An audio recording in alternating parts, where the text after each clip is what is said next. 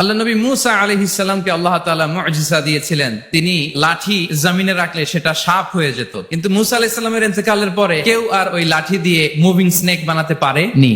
আল্লাহ নবী ঈসা আলাইহিস সালামকে আল্লাহ তাআলা আরো মাইন্ড ব্লোয়িং মুআজিজা দিয়েছিলেন। শ্বেত রোগী ধবল রোগীর গায়ে হাত বুলিয়ে দিলে রোগ ভালো হয়ে যেত। অন্ধ ব্যক্তি চোখে টাচ করে দিলে সে দৃষ্টি শক্তি ফিরে পেত।